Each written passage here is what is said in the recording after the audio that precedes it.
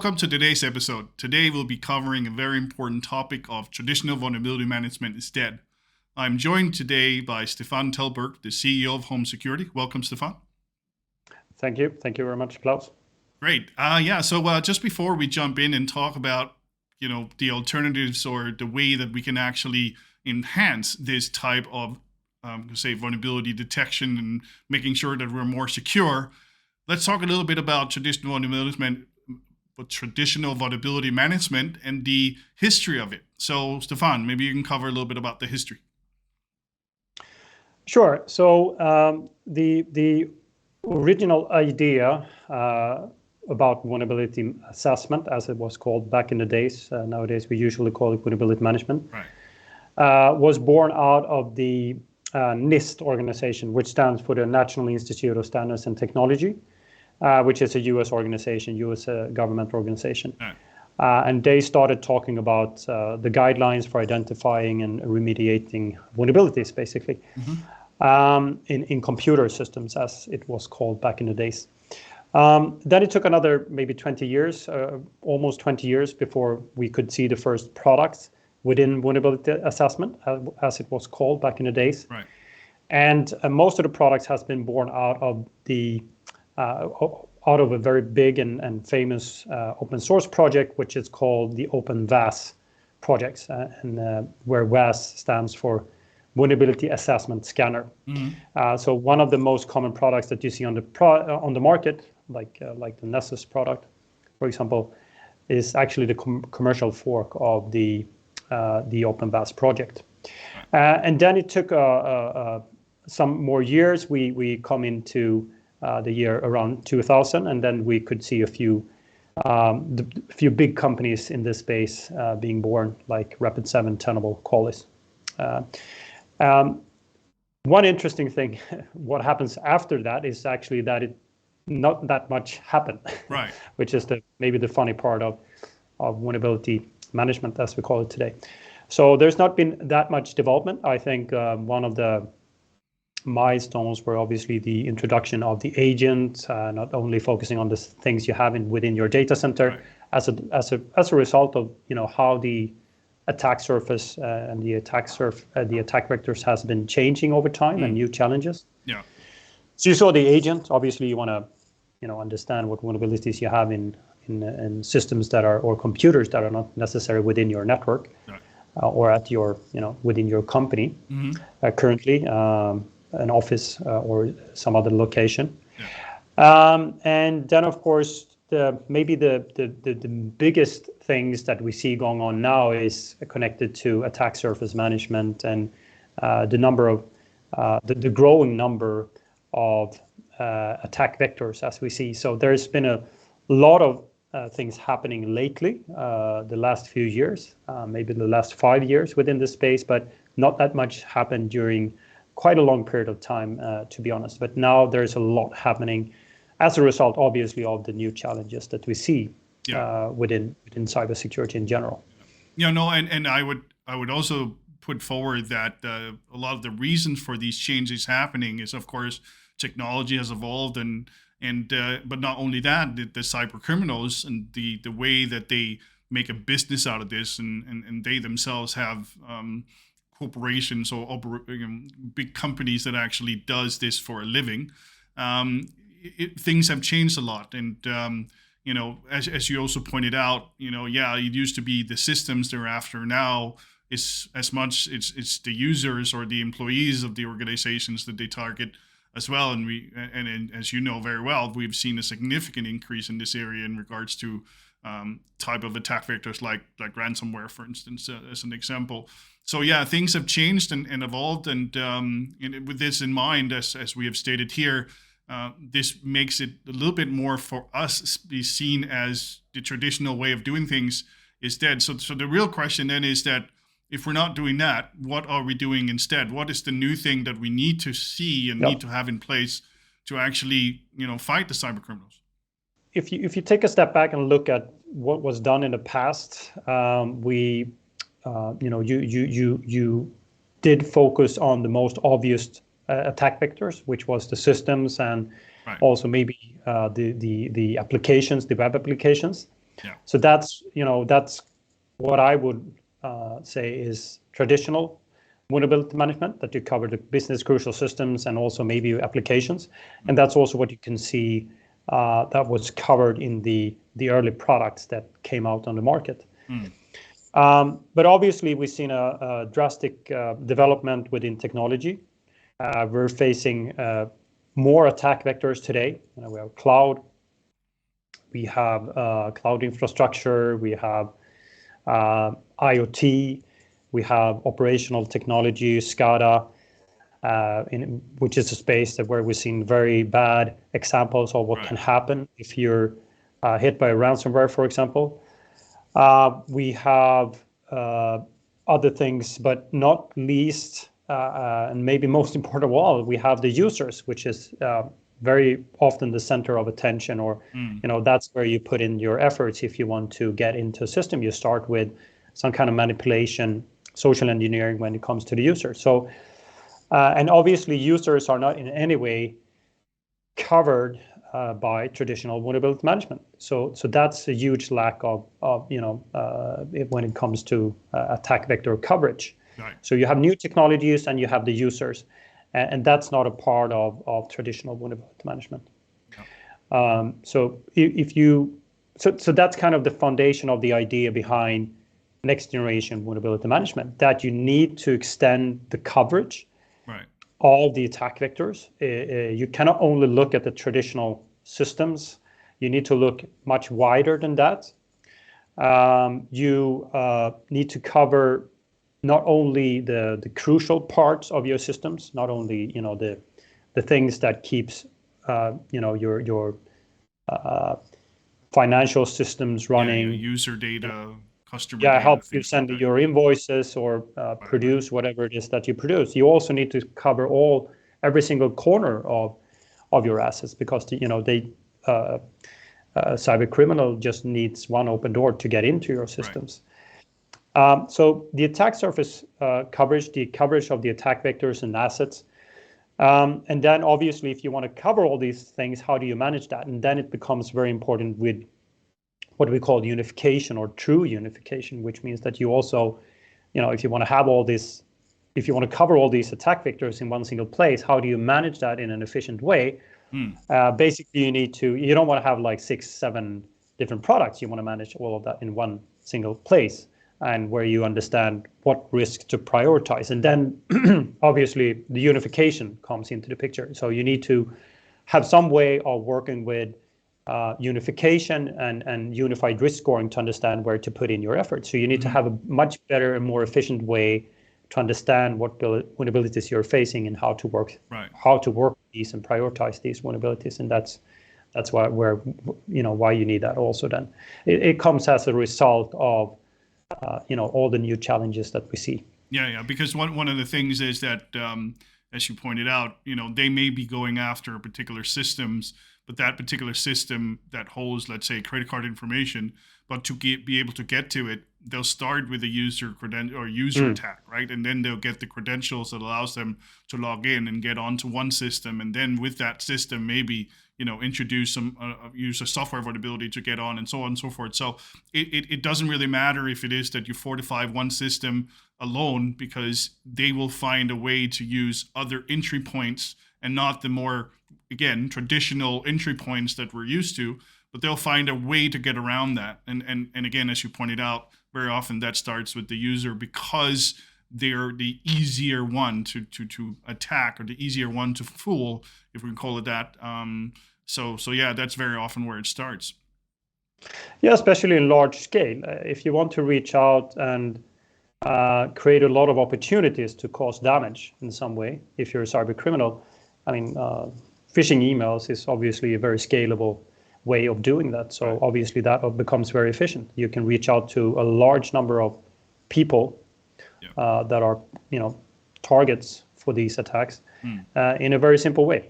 Basically anyone can do it. You can buy it as a SaaS service, if you like, even.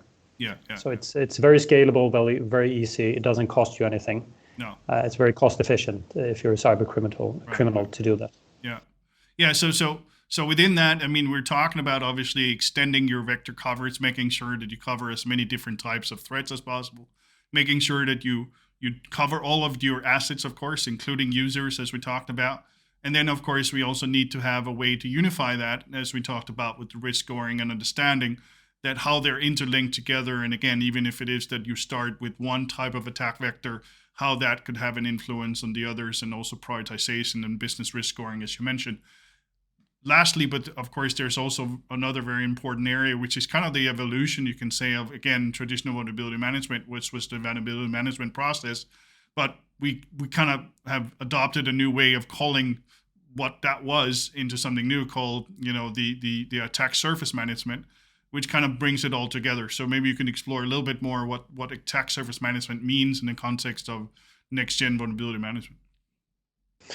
Yeah, sure. So obviously, attack surface management, or ASM or EASM, external attack surface management, is a very popular term nowadays. And I think there's a good reason for that, because, again, you just need one open door to enter into a system or to be able to manipulate a user to do something that is bad. So obviously, you need to have a very broad coverage, preferable full coverage of your attack surface.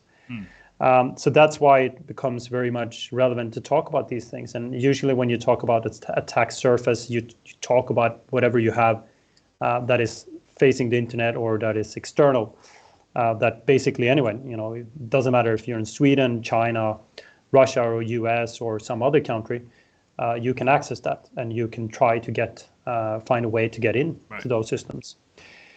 So attack surface management is obviously very important.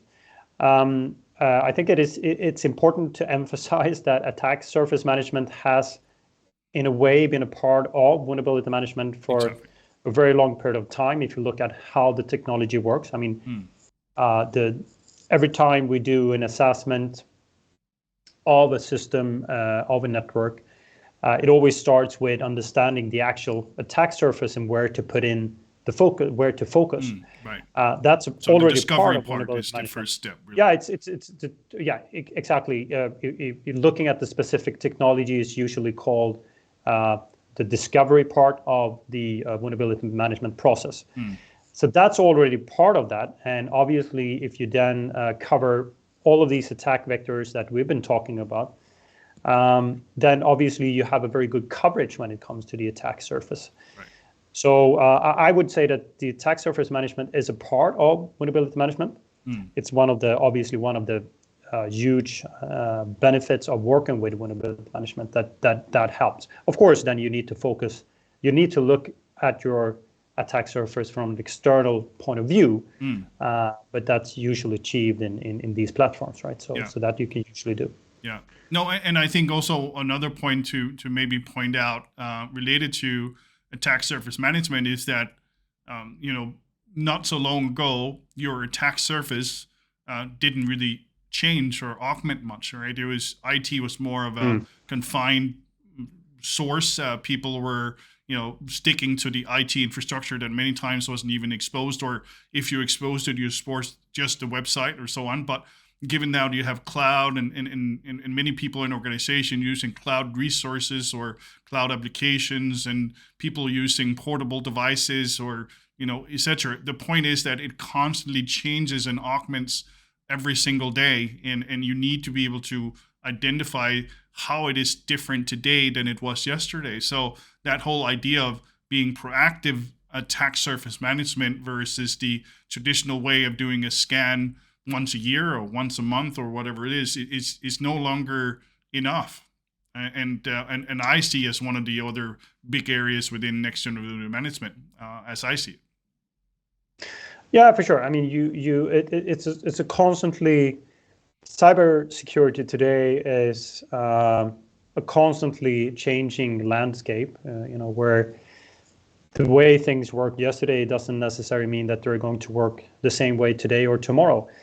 The strength of the benefits of the new technologies is also the weaknesses. So you can get an instance up and running in in Azure or the AWS, you just need to do a few clicks and then that's it, right? And then you're done. But it also creates obviously another asset in your attack surface. Exactly. Just as easy as you put it up, you also created a new potential way into your systems, or a new potential misconfiguration, new potential door into sensitive data or whatever it is. So it's a constantly shifting landscape. The cyber criminals has become much better at taking advantage of this. They know that you're most likely a bit behind all the time.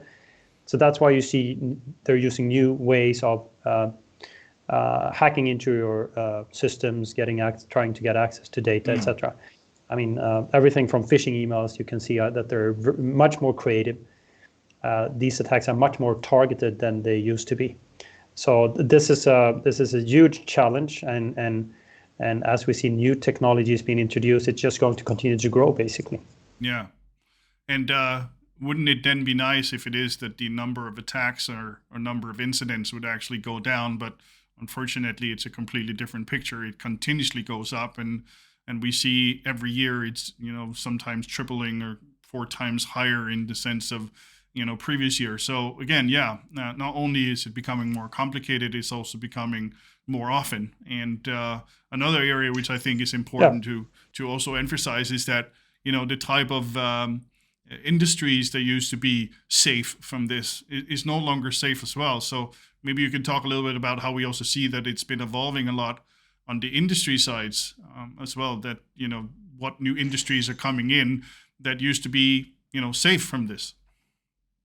Well, I think we've seen a lot of attacks the last few years that we could not even think of if you just go back like 5 or 10 years. So a very good example, and something that we see is growing all the time, is not least where you have operational technology, SCADA systems. I mean, that's a very important and growing space, which is not very strange, right? Because usually you start to look at what is closest to you, what is easiest, the most easiest part of your networks to protect, which is also important, which is maybe your centralized systems that you need to keep your business running. Your customer data or something like that, yeah. Yeah, exactly. Financial systems, etc. CRMs, web applications, websites, whatever it is. But as you start to look beyond that, obviously you start to be concerned about what happens if someone would try to, cause some kind of damage to our production. Meaning, whatever doesn't matter if you're an energy company and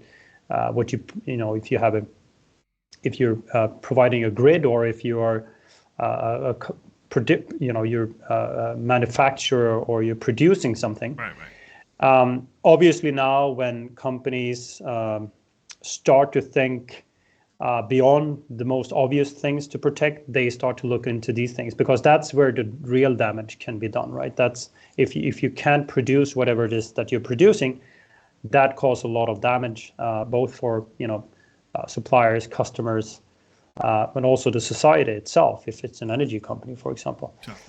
So the focus has been shifting a bit, or is now extended, or we see beyond these things, and we also focus on things like operational technology, which is very important, because obviously you can cause a lot of damage if you go for these systems. And this is also connected to the complexity of the attacks and how they have developed. So instead of just doing the obvious things now, there can be a lot of effort put into from governmentally supported organizations that try to get into an energy company through an individual maybe, and then try to hack their way into a system that is in control of the power grid, for example. Yeah. I mean, that's going to happen more and more in the future. It already happens, and we have seen very bad examples of that. Yeah. So you need to protect also the things that are beyond the obvious things, and that's one of the very clear development areas that we see.